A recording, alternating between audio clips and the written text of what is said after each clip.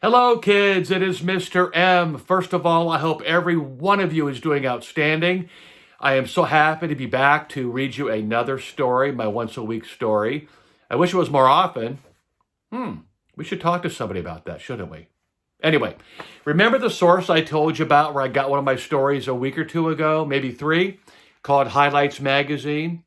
Well, I found another one. I dug into some other issues, found this great story called The Legend of Carcassonne. Do you know that Carcassonne is a real place? It is in the south of France. Do you all know where France is? That's right, it is in Europe. Now, Europe is many hours from here by plane. You'd probably connect through New York City, then fly into Paris, rent a car, and then drive south. Be an all-day journey, but oh my gosh, it will be worth it. Such an experience for you and your family if you could ever do it.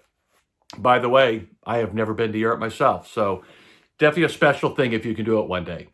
Anyway, again, the story is called The Legend of Carcassonne. It's a fun story, so let's go.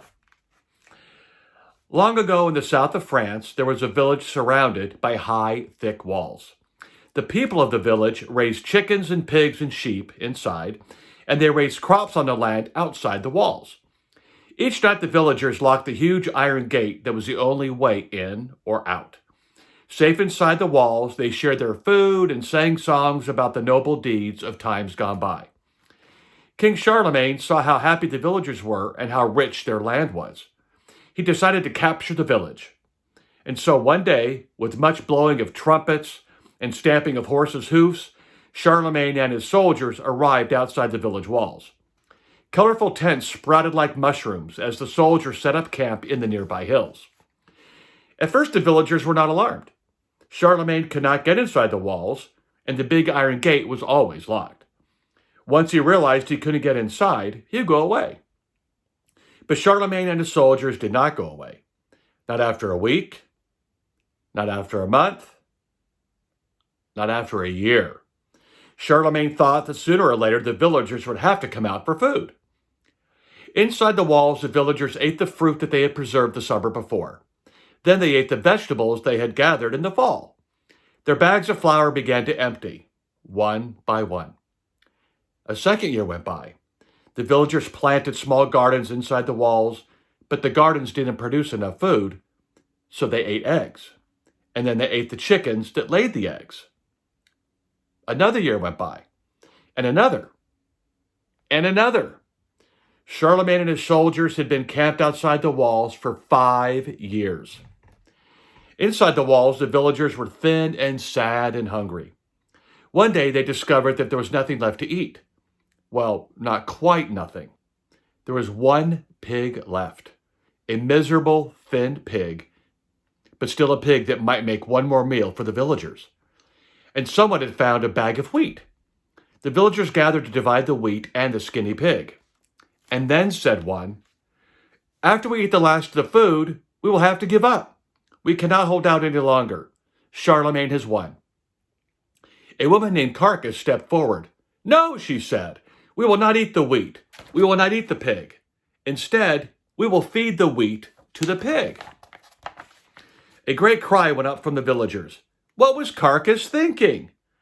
The wheat and the pig were all that stood between them and starvation. Of course, they must eat the wheat and the pig. But Carcassonne repeated, "The pig shall eat the wheat." She called the others closer and whispered her plan.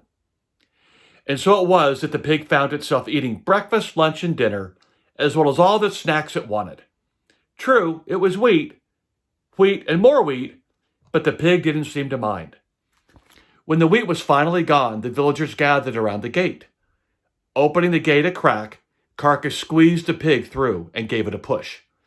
Then she signaled to the girl who had been chosen to speak. In a high-pitched voice, the girl shrieked, "Oh, Mama, I have let one of the pigs out!" Carcassonne said loudly, "Never mind, my dear. What's one more pig to lose?" Outside the walls, Charlemagne and his soldiers heard the yelling. They watched the plump little pig squealing around their tents. One of the soldiers grabbed the pig and brought it to Charlemagne. Charlemagne poked the pig's fat shoulder and said, Even the pigs are eating well in there. In fact, this pig appears to be eating better than we do." The soldiers shuffled their feet and grumbled. We've been away from our homes for 5 years. How much longer must we stay here? They have all the food they want in there, while we're eating anything we can find. I am tired of this. Charlemagne had to agree. The villagers seemed to have enough food to last another 5 years. The soldiers would never stay that long.